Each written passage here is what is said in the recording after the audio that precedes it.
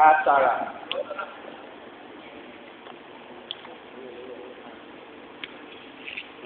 Tak dengar, tak dengar. Okay.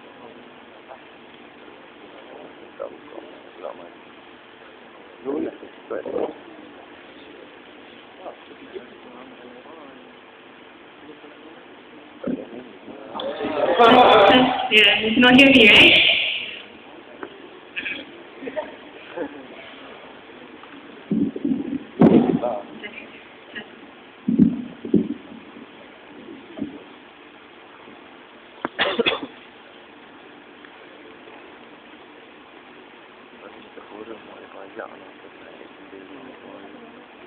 Ladies and gentlemen, this debate is not about meritocracy. We think if a politician or a public servant deserves that particular award and recognition, he will receive it. But under our term, he'll only receive it after he completes his term or tenure.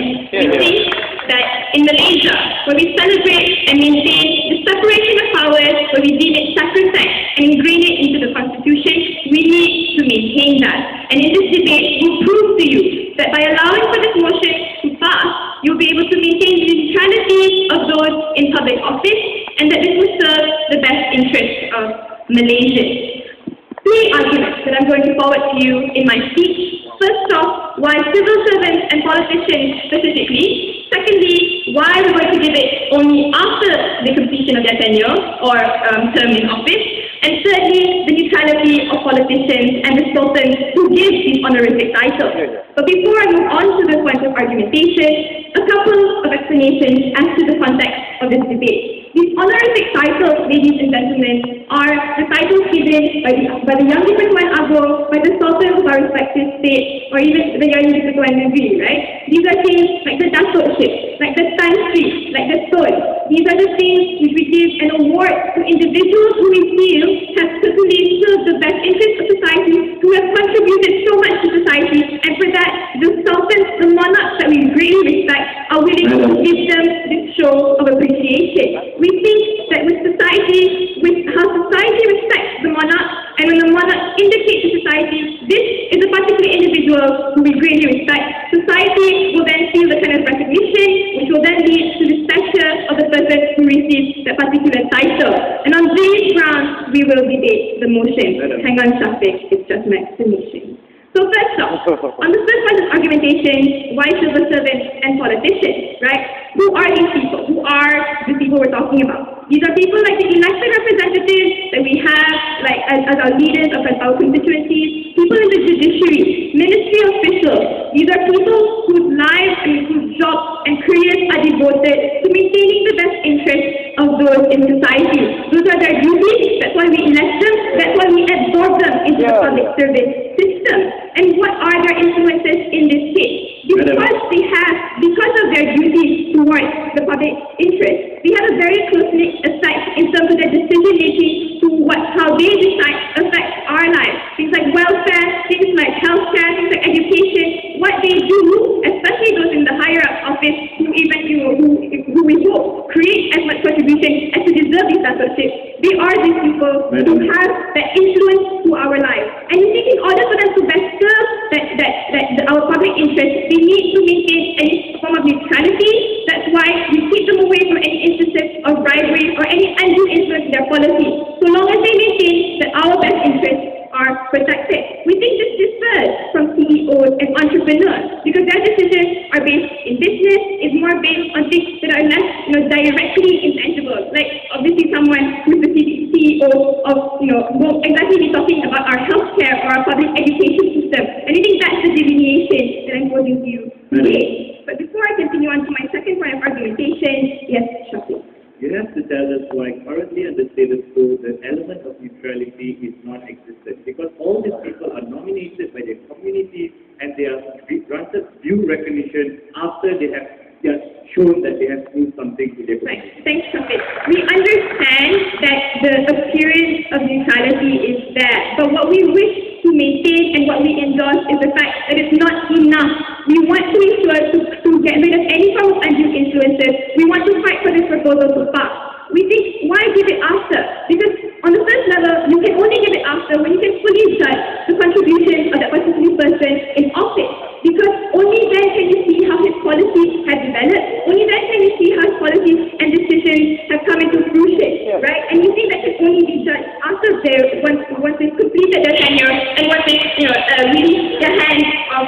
they were maintaining. An example, right? We only give the name of streets to politicians only after their demise, only after they are dead. And we think that this is one of the clear examples as to why we want to again kind of titles of honor should also be maintained like the names of the streets, right? Because they're just as important in influence. But we think the second reason is in order to maintain, the second reason why we should only give it after is to maintain the neutrality of politicians as well as the sultans that we respect so dearly. Which leads me to my third point of argumentation, the neutrality of politicians and sultans. The first level of analysis, right? We think A, on societal interest.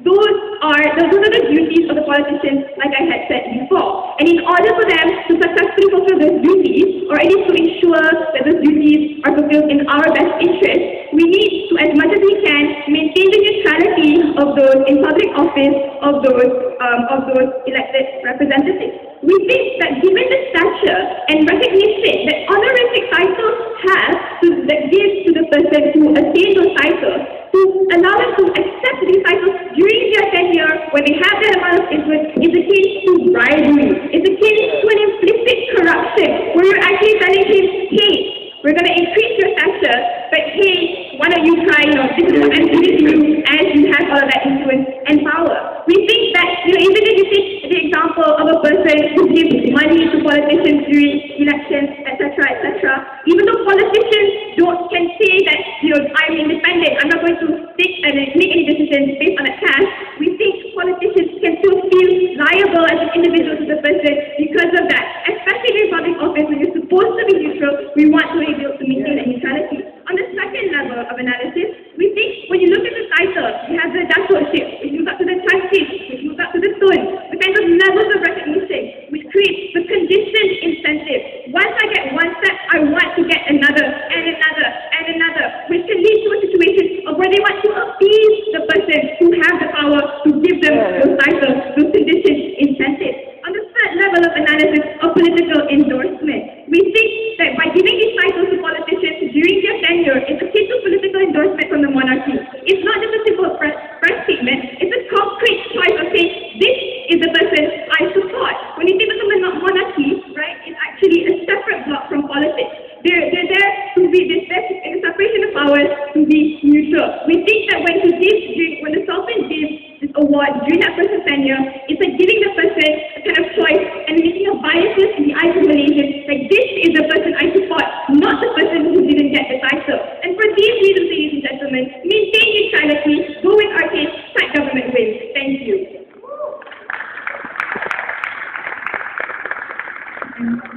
I thank the Prime Minister for her remarks and remind the judges that they should not finalize any debaters' score until they have heard all the speeches.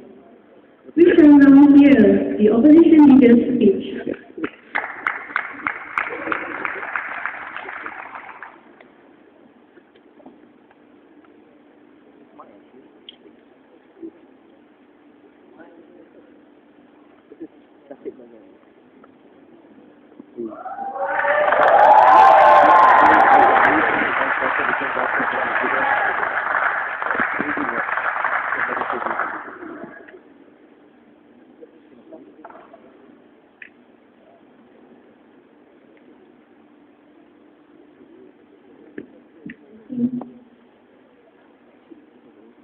Ladies and gentlemen, in case you didn't notice, the first 5 minutes of Sarah's speech was moved because it was filled with truism. If the value of honorific titles is true and is valid, you won't negate that. Secondly, the fiduciary duty that politicians possess and possessed by civil servants are true, and you also won't negate that. That's not what all of you needed to hear within this debate. This is what you needed the government to say. Firstly, how is it the school method to ensure that people act honorably and with the moral conscience, and those check and balances and the status quo fail under your paradigm, and therefore requiring this proposal necessitates us for them to act within that moral code. Secondly, how is the conferment of an honorific title gives a specific incentive for people to act unconscionably and act corruptly and promote cronyism or nepotism, or whatever it is that you're trying to negate in this debate. And thirdly, how is possessing an honorific title actually facilitates you in acting dishonorably? None of this analysis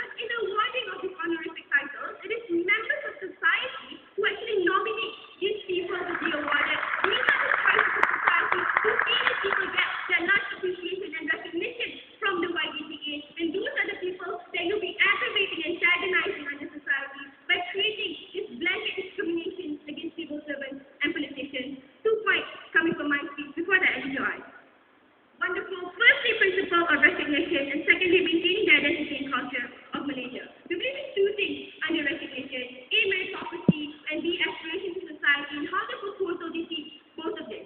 We don't care under meritocracy who you are, what job you possess, or what race or religion you are, as long as you have contributed a significant contribution to society, you will be recognized. You will under the exact same principle, those lecturers and average youths who are your educated can take that leap of faith to perform, because now only people who write books can get that okay, because that's a significant contribution to members of society. But before time runs out, yes. Please tell me how is meritocracy hampered when we're still acknowledging their contribution? This is how it's hampered. Not only discriminating an entire sector, A, but it's unfair to these people to force them to wait for their recognition if they already deserve it at the 25 years.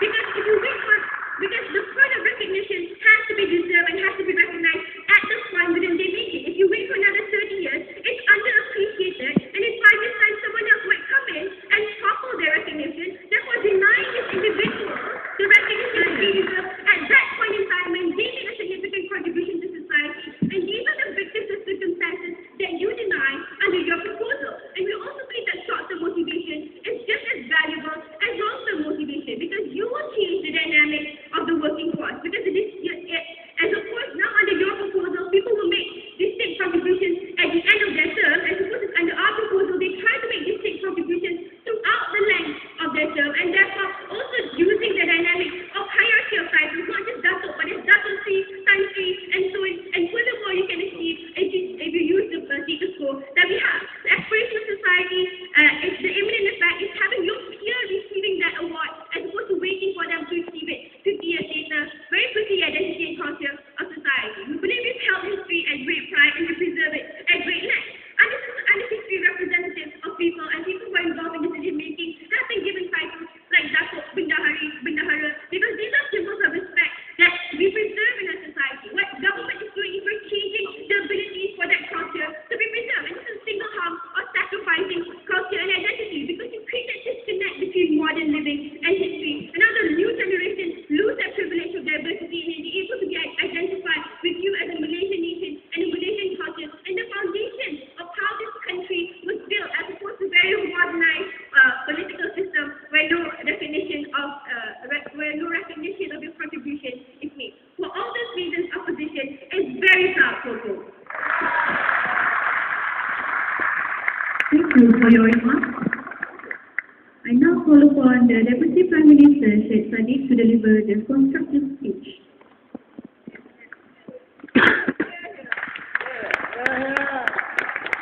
Yeah.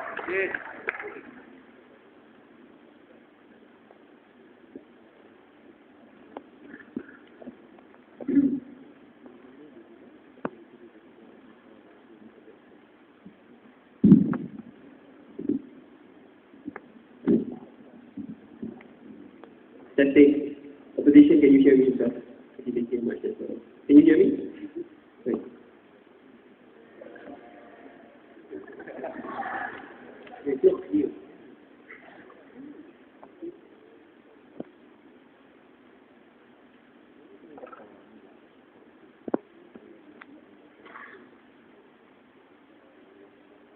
We think that culture and identity should never trump neutrality. What we stand for, Mr. Speaker, is a fight which can strike the right balance. Because we say we will still give you the datukship and all these honorific titles once you exit your job. In just the same way how Malaysia has done when they grant name to streets of the politicians have died. Because the kind of assessment which you would like to make are long-term assessments. Not assessments based by popularity whipped up by the media. We do not think that's the stance which we want to take. We think gaining datukship is more than gaining a quick buck. Few rebuttals in my speech. One, Mr. Speaker, is on neutrality. Because they try to downplay neutrality. Because what we are suggesting, we're not saying that under status quo neutrality doesn't exist at all. We agree that there are certain standards of neutrality. But this debate is a value judgment. Where do neutrality base more on? And this is where we run on. Because the only response which we got from SARA's 2 levels of analysis. Number Number one is how we draw the same link towards campaign contributions. Because as a politician, you feel morally obligated to follow the son of the sultan, especially when it's a hierarchy of dato-ship which you'll get. First dato, dato 3, tan 3, and 2. So that moral obligation was still active. The only response which you got was this: hey, these people will still need to follow the moral ethics which exist. That's not mutually exclusive, guys. Even under our paradigm, moral ethics will still exist. But it's better because now your judgment will fully be based on society and moral ethics, not on the undue influence which you will have. So we see on that point, we take this debate, right? But secondly, she completely neglected on the idea of the separation of power. Because as we told you, Mr. Speaker, that you getting this title is something which is extremely huge. It is a form of political endorsement from the Sultan itself. This is principally damaging because you are deviating away from the principle of neutrality itself. Let me give you a simple example. If a Sultan grants dato-ship and dato 3 to politician A in contrast to politician B, politician A will be viewed to be the Mona Lisa of Malaysia, Mr. Speaker, someone who has contributed a lot, and politician B will not be in the picture. We say that if sit down, third rebuttal. Because they said, oh, there's a check and balance here because you can strip away the titles if they misbehave, and at the same time, they say it's good to have dato because now you'll be scrutinized by the public eye. But let's look at this, right? Because the problem with their policy and its countermeasures, because there's a timeline problem. Because the damage has already been done. What is the damage? Two damages. Number one, when you are in power, you get a lot of political clout. Your ability to rise up through the ranks will be higher. Your ability to get more contracts will be easier. So the damage has already been done, and society has felt that damage. But second is the principal damage here. Because even if the Sultan strips the dato-ship from you, individuals will still see that the decision of the Sultan to give the dato-ship to this person is a wrong decision, Mr. Speaker, because this individual has misbehaved. Final rebuttal is on this ridiculous argument, oh, now they'll be underappreciated because now popularity has died out if we wait 20 years. Exactly, that's the good thing, because we don't want dato-ship to be conferred only based on popularity during that 5 year period. We want it to be an overall assessment on how you do your job. That's why it's very exclusive for you to get a Nobel laureate, because it depends on how you do your job in that time span. And the job model only based on popularity, only doing the shock, which you can see, hey, this guy is on TV all the time, and I like to confer it with, we don't think that popularity should be a standard which we take. Before I move on towards my argument, yes. Politicians are under various political influences at any given circumstance. But how is this under the patronage of the monarchy being the cause for you to make decisions against the interests of the people? As I told you, ma'am, again, neutrality will always exist under both models. But how do you best create complete neutrality? But never mind, let's look at my argument, because I'm going to explain all the arguments and all the answers. Because their policy will create that culture of biasness which will significantly disrupt our civil sector and our political sector, to directly answer your question. But firstly, let's characterize dato-ship and why it's so important. There are two things. Firstly is the endorsement of the Sultan. But let's push this forward, right? Why is it so good for you to have a dato-ship? For all Malaysians, we will always perceive someone who has this title to be someone who is significant. Because as Malaysians, it is innate inside of us to support the Sultan. That's why we still support the monarchy, and the monarchy still exists. And that endorsement is a huge endorsement, Mr. Speaker. But secondly, we will view this person to be an angelic figure and the Mona Lisa of Malaysia, ladies and gentlemen, because the perception which we have is that these individuals have contributed a lot towards our society. What does this mean? And this is to directly answer your question, right, about neutrality in the house. Sit down. What does this mean? Okay, I'm going to give you a scenario. There's person A who has a dato and person B who has no dato. Maybe person A, Mr. Speaker, maybe person B who has no dato might still be better, or at least equal in contrast to person A.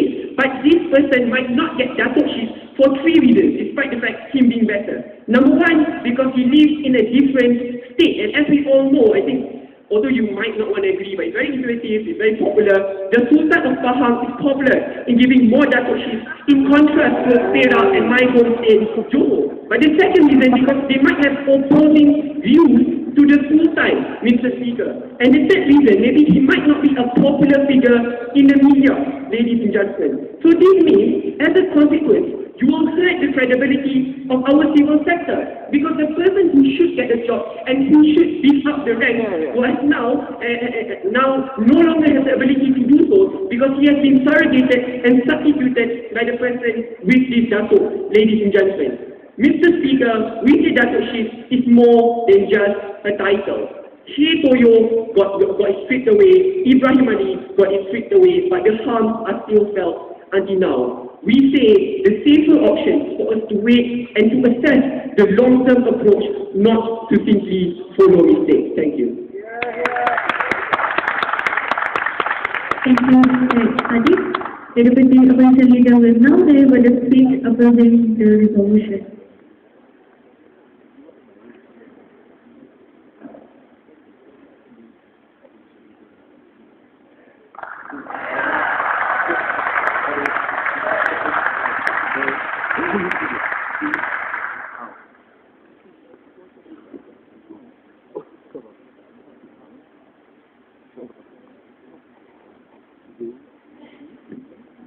That's fine.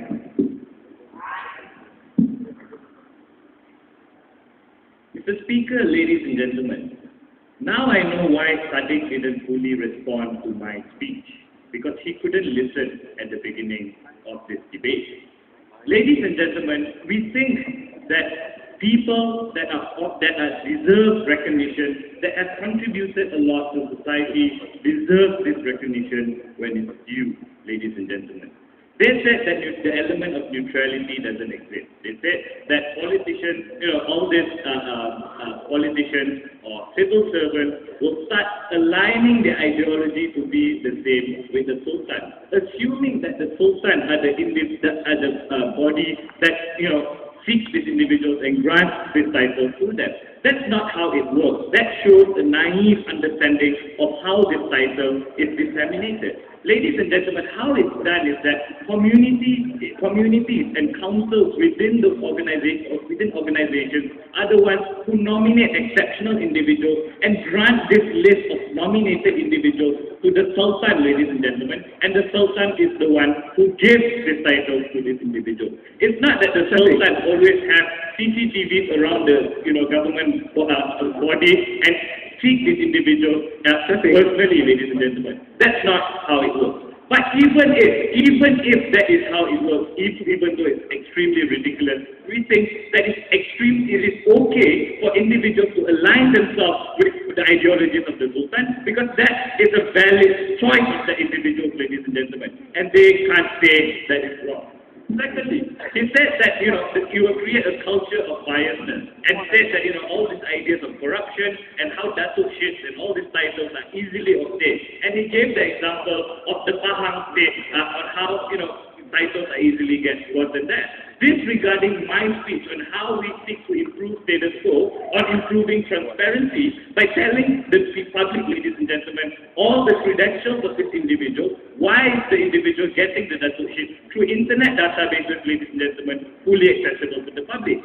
This is what Sadiq missed, ladies and gentlemen. It's something for him to further his case without listening to mine. Lastly, ladies and gentlemen, we think that they disregarded my analysis on the importance of cultural rights.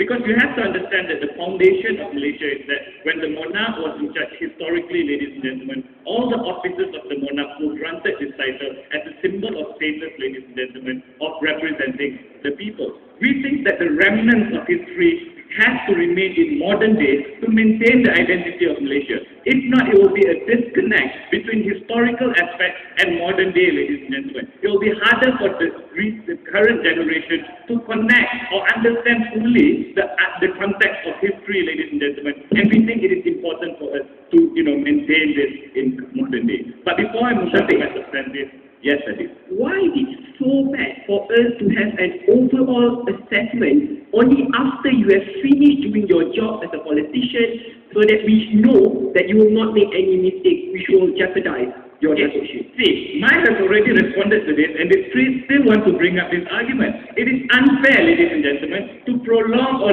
give a latent recognition when the recognition is due. Because, ladies and gentlemen, it's not, the value of the recognition will be watered down, number one. But secondly, if there are other individuals that overwhelm the performance of that particular individual, that individual's contribution will be disregarded. That's why we have to grant recognition when recognition is due, ladies and gentlemen. And the element of motivation, when you see your peers within your same office getting the recognition, they will try to achieve the same as well. So we think that that is an important value to maintain under the status quo. Also, ladies and gentlemen, if they want to talk about, giving recognition for office, ladies and gentlemen, we think those kinds of recognition already exist. You can only get told after you, leave office, and they can already try to get those kinds of recognition that already exist under status quo. We think this proposal is unnecessary and homogenizes politicians as evil, ladies and gentlemen, and that is not how we would want to go. This is an extreme view of how Malaysia is. Let's look at my first argument. We think that our paradigm improves accountability among our civil servants as well as politicians. They only wanted to talk about politicians disregarding civil servants, ladies and gentlemen. You have to understand that honorific titles are granted to individuals, ladies and gentlemen, that are meritorious, number one. Individuals that have profoundly contributed to the community, a significant amount of contribution to their communities, ladies and gentlemen. When they are awarded with dato-ship,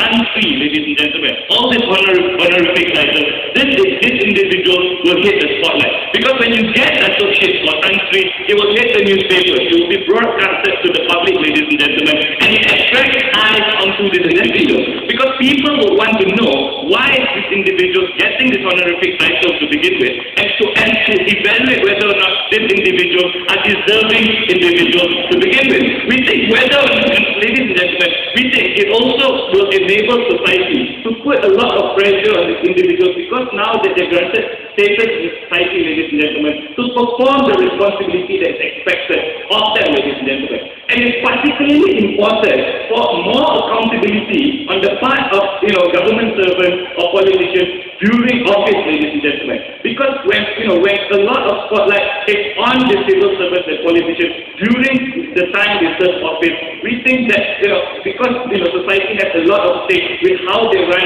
the country, ladies and gentlemen, we think it is important for society to shed eyes and shed a lot of spotlight on these individuals that are running the country, ladies and gentlemen. That will encourage politicians to act responsibly, because they know, ladies and gentlemen, that all eyes are on them, and they have to understand the profound effect of granting dato-ship to this individual.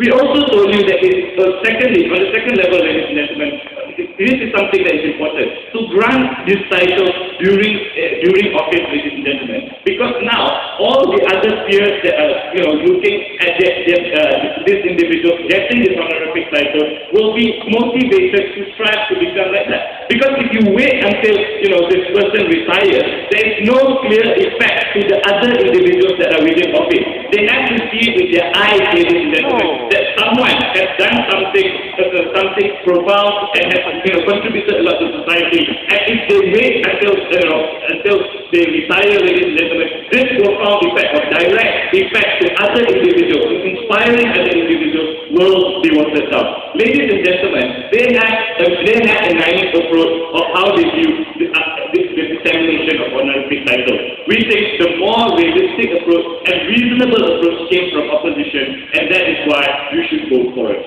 Thank you.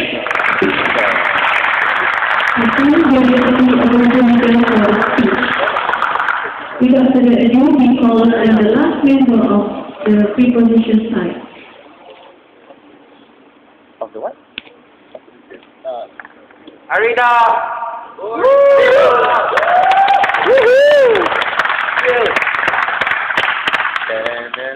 Wow.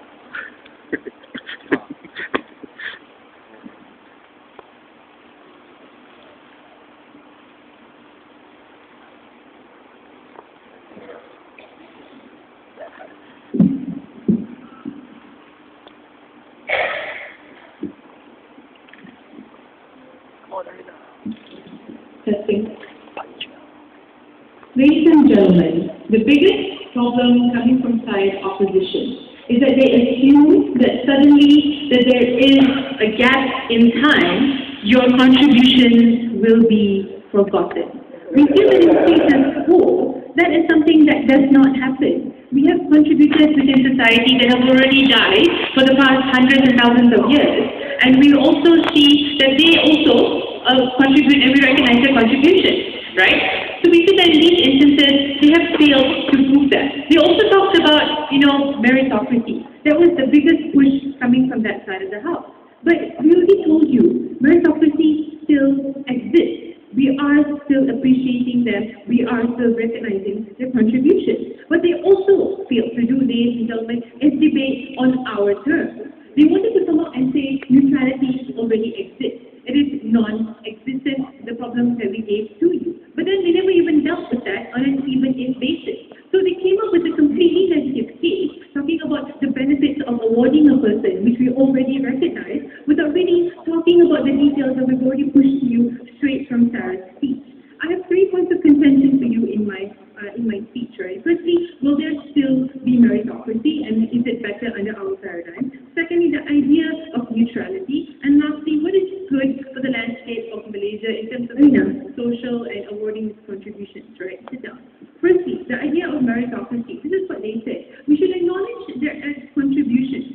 We completely agree. They never told us how meritocracy, at the end of the day, will be hampered. But you also have to realize that there are other avenues that these individuals can be recognized because of their contributions. There's individual awards like the CEO awards and all these other things that can also recognize the contributions of these individuals. But what we want to do here, ladies and gentlemen, is to ensure that the honorific titles for these individuals are put upon a higher pedestal as they should be. This is something that they've never tackled with. It's not something that should be easily given to the public just because something that is immediate. So we don't really see that the idea of meritocracy can still exist. But even more so, it contradicts their own principles because they say that the Sultan and the Agong is smart enough to know who should receive these contributions and they know who should receive the titles. Exactly. If they know who should receive the titles, then how come just because of a gap or just because of a timeline, they suddenly don't know and they suddenly forget? I think that's completely ridiculous coming from that side of the house.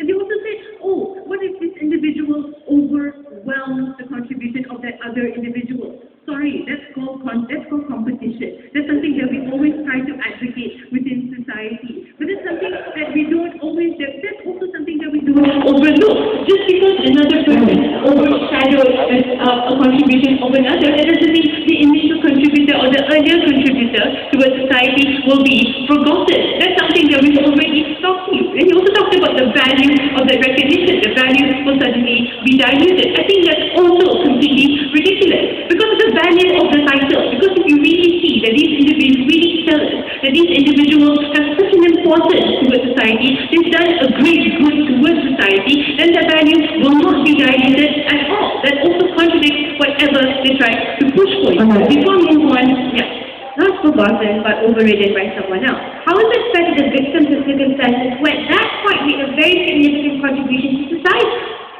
How? Like, it's a contribution. It's already been passed towards society. It's already been embedded. Society knows. How is it forgotten? How is it overwhelming? He might have made a better contribution, given a better title. But that doesn't mean that you should just forget it and not award him at all. That's something that is completely forgotten. Now, secondly, on the idea of neutrality. This is what these guys said.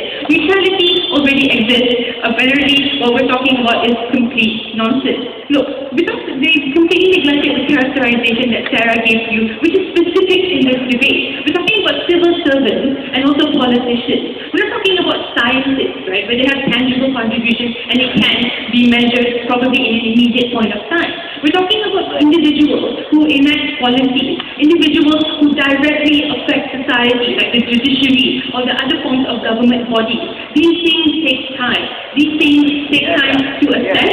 The effects of it also take time. So we don't really think that just because a policy is implemented and it sounds like a good policy and there's so much hype within the media, immediately that person is nominated and the society decides to give that person the honorific title. So we feel that the efficacy of the the policies also should be taken into consideration, something that they never really talked about. They wanted to go and say that, you know what, the sultans are not that corrupt. Yes, we agree, but you cannot deny the fact there is a form of reciprocity when you want to talk about appeasing the sultan and appeasing these individuals just because you want to get a higher honorific title. Let Shafiq talk to you about the idea of accountability. Now they won't be accountable because they're not in the eyes of the media.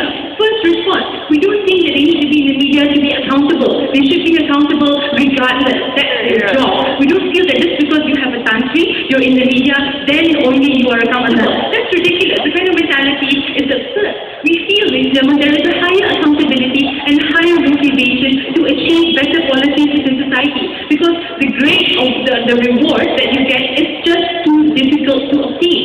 When it's just too difficult to obtain, there's a higher stature to the title in itself, and also gives you a better legacy and a better name to yourself.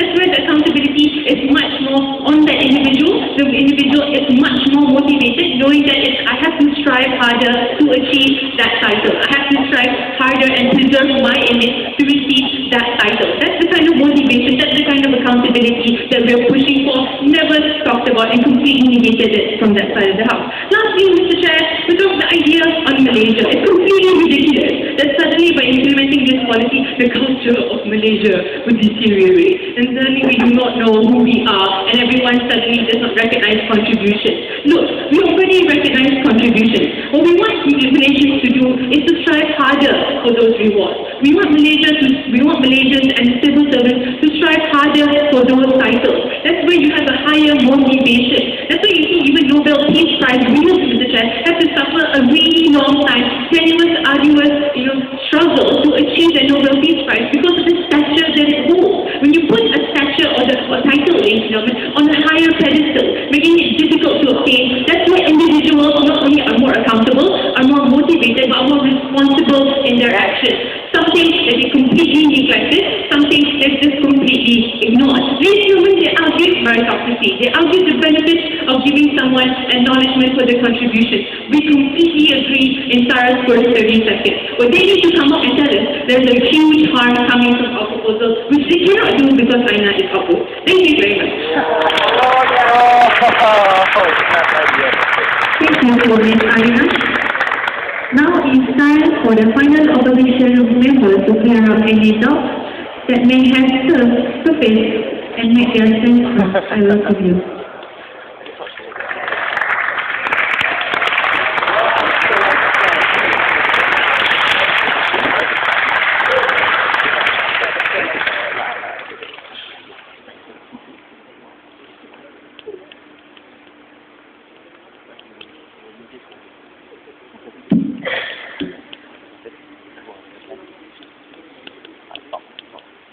Ladies and gentlemen, just because there's a possibility of me getting danceship at the end of my career, what's there to stop me from aligning myself with the monarch to get that title?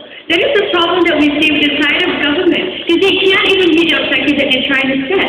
This whole idea of political neutrality, which firstly we think contradicts what Sarah talked about, because she told you in the first minute of her speech that the reason why they want this is because they want to preserve the separation of power and status quo. So if there is already separation of power, we don't think this problem is necessarily a big deal. Ladies and gentlemen, we're going to be looking at the three biggest issues in today's debate. Firstly, on the idea of political neutrality, and does the proposal achieve that? Secondly, we're going to be looking at the idea of when should we award civil servants and politicians who have made significant contributions in society, and lastly, which proposal enforces accountability. Let's go straight to the idea of neutrality, ladies and gentlemen. Firstly, we think that not only is there a problem-solution mismatch, we also think that in order for that idea to fly, they have to prove to us that the only way you can get a top, you can get that shape or country or any kind of title in society is by bribing the monarch. We're talking about the highest people in society, ladies and gentlemen. We don't think your offer of 15,000 ringgit necessarily has any worth in this debate, ladies and gentlemen. But more importantly, we think that they're sacrificing the truly deserving people in society just because there are a few people who got their title to corrupt me. I think that's extremely unjustified. It's extremely unjustified because there are people who work really hard to make contributions within society, and so that's extremely problematic. And let me tell you this, because there's a hierarchy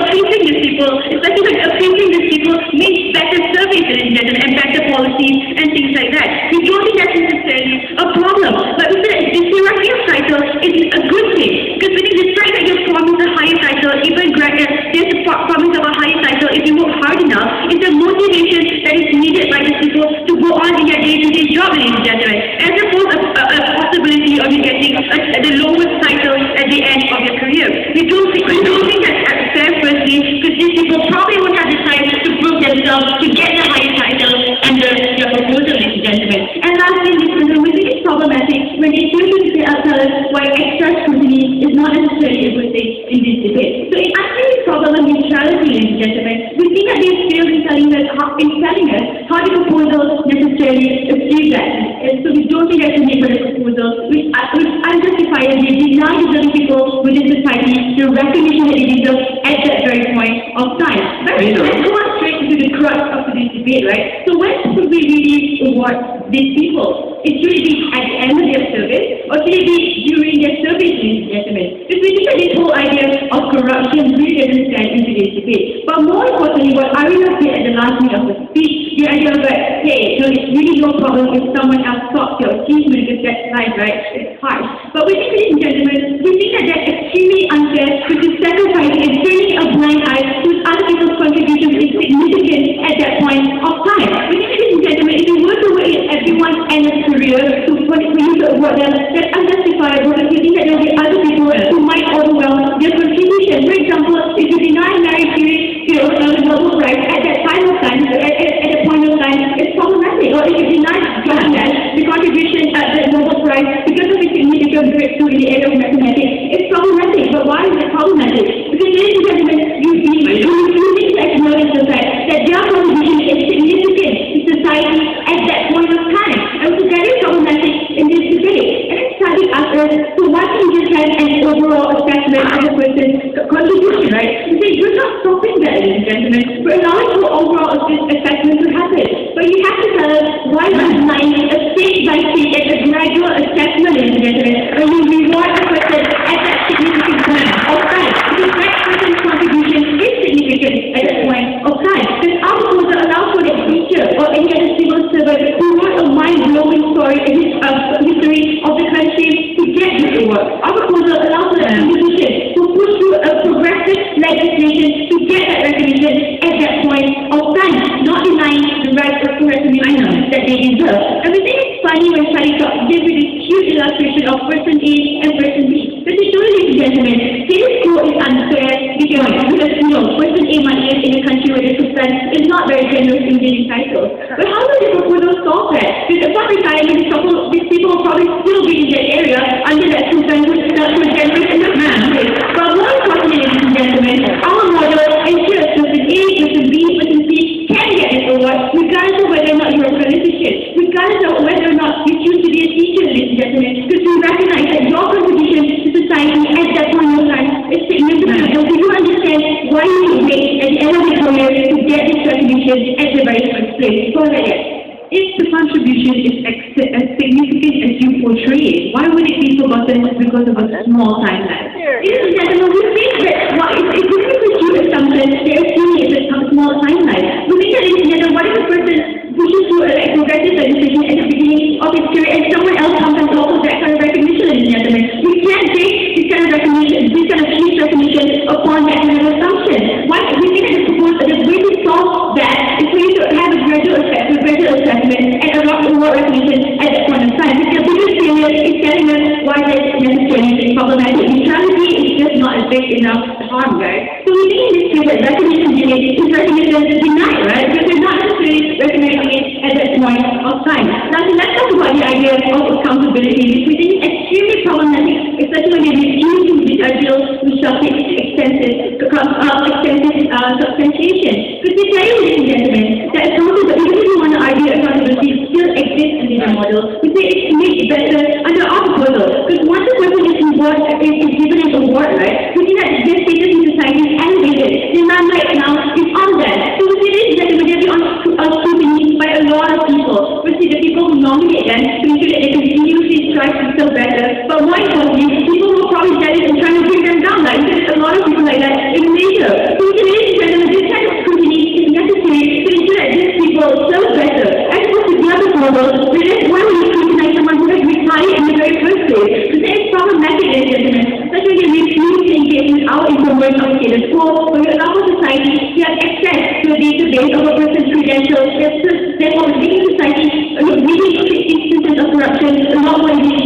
ladies and gentlemen. We think that this system doesn't need to be abolished. It just needs a little bit of fixing, and we're the ones to deal with that.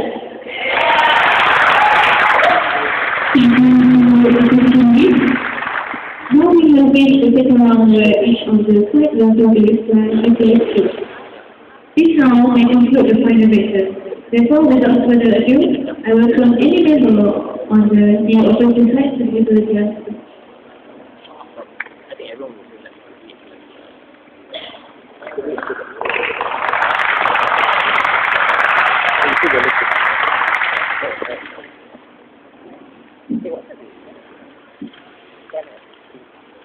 Mr. Speaker, ladies and gentlemen, let's analyze the position that the two teams brought into this debate. Side government wanted to still recognize these individuals, but only after they retire, and side government opposition told you that recognition should be granted when recognition is due, ladies and gentlemen, and we told you the value of it. The two biggest concerns coming from side government is firstly the idea of biasness and neutrality, and how the process of granting this honorific title is tainted with corruption, nepotism, or cronyism, ladies and gentlemen. Let's analyze whether or not these two harms or the two concerns that came from side government will still exist under their proposal as well. Because we told you, when they said that the element of biasness will exist under status quo, right? When people will want to get this title and align themselves with the ideology of the Sultan, or believe or try to appease the Sultan in their service, ladies and gentlemen, we think that this harm can also exist within their paradigm. Because if I'm going to get my title after I retire, during my time, ladies and gentlemen, I can still align myself with the Sultan. I can still believe in the same ideology that the Sultan believes in, to enable myself to get this title for office, ladies and gentlemen. So that harm also exists under their paradigm, and they're not solving their problem. And then secondly, they said that the process of getting this title is tainted with corruption, right? And there's no neutrality in it. I told you, ladies and gentlemen, that the process of getting this title is based on nomination from the communities that you come from, and this list will be granted to the monarch and you get this title. So we think that the element of neutrality exists in the sense that the people that these individuals are serving are the ones that are recognizing this the profound contribution that these individuals bring to their community. So we think there's no problem with that. But also they disregarded our improvement to status quo, ladies and gentlemen, where we're going to make this public, we're going to make this transparent, where people will have access to any form of process that is tainted by corruption or nepotism, ladies and gentlemen, and that harm doesn't exist anymore. If they maintain what they want, ladies and gentlemen, the harm that they brought to the table will still exist. Let's look at what we provided to you in opposition. We say that firstly, there is an importance of granting recognition when recognition is due. How is this so? It has to be immediate, ladies and gentlemen. Because when a person contributes a significant amount to society, it has to be, recognized at that moment in time. Because, ladies and gentlemen, on the first level, it inspires other people surrounding the individual to do the same. Because they disregarded what Mike said about the overwhelming progress of performance and contribution. Because if another person comes in and overwhelms the performance of this person, not only that person will be forgotten, but more importantly, ladies and gentlemen, even if you grant that person recognition, it will be watered down because there are many other exceptional individuals in the future that have access to more experience from their seniors, ladies and gentlemen, in getting better recognition, ladies and gentlemen. That is the problem when we don't grant recognition, when recognition is due. But on the second level, this is the most important point that I came up as in second speaker that was never responded or refused to be responded by side government. We told you how it improves accountability among civil servants and politicians because there's a spotlight that is placed onto them. And it's extremely important that it's done given during their service, during office, ladies and gentlemen, because that is the time when society has a lot of stake in this individual. What did they say in response to this? They said that, if they are in office, they should be accountable anyway. But that is not answering the question or the substance that came from me. We also told you the importance of keeping the culture because people within government historically had this title, and that is our identity, ladies and gentlemen. They are taking it away. We are supremely proud of this. And saying the local members on the summary comment. It's time for the government to give the reference which does conclude today's debate.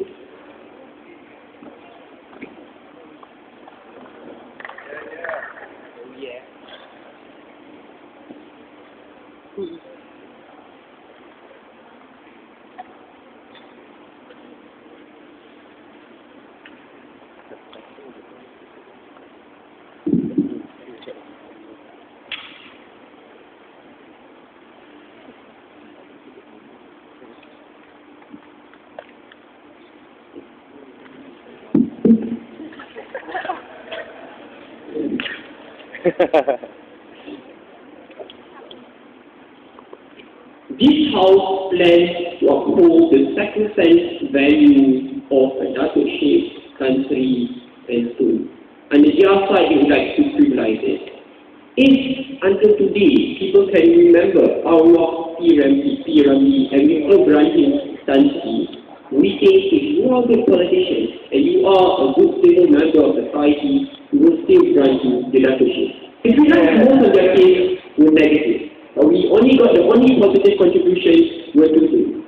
Firstly, they feel underappreciated because of that they won't get dato-shape. And secondly, they will perform under the scrutiny of the public. Right? But never mind. Allow me to break down this debate and give you three reasons why you have won it. One is the principle of neutrality, which will be diluted under your model. Finally, I got the right response from Aina's speech, right? Because Aina said this, which only came from the third by the way, not just. She said this, but still, if you want to get that, it will not be mutually exclusive because at the end of the day, you can still get the dato-shape after your tenure. But still, what is the difference here, right? And why won't you paddle to the Sultan there?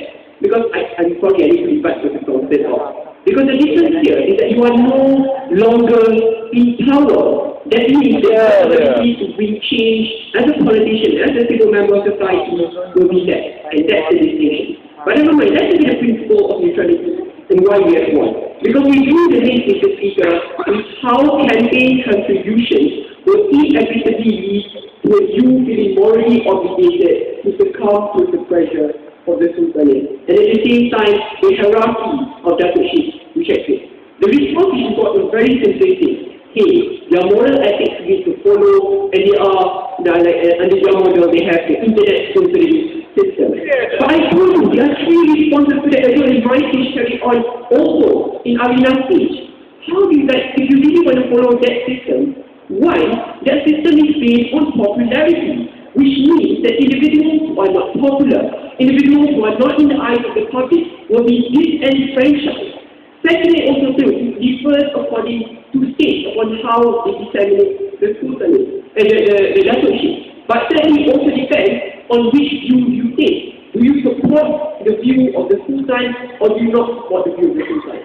But why is the harm? And this is where my speech comes in, right? Because I think the harm here is that if you have that dato-shape, you are viewed as the Mona Lisa of Malaysia. Your ability to break through the glass ceiling of strength will be faster than the person next to you. That is biased and that is unfair. Because that means even if that person is a good person, that person will not get the job which he deserves to. We think it's best for us to further the side of caution, Mr. Speaker, than take that risk. But let's look what they talk about, right? Because they say that, these people are underappreciated because their popularity will die out. But as Arina pointed out, the yardstick for you to get a dato-shape, you as a scientist or you as a civil servant is different. Because as a scientist you can have medical breakthroughs and that's something which is good. But as a politician, your ability, your standard is to serve the people in your term itself, when you are in the job. So that means that your yardstick is higher. So that means all the examples which are running will fit. Sarah already got this characterization. because we need to make an overall assessment. Because if you fail, and imagine the same thing which happened to K. Boyo and Ibrahim.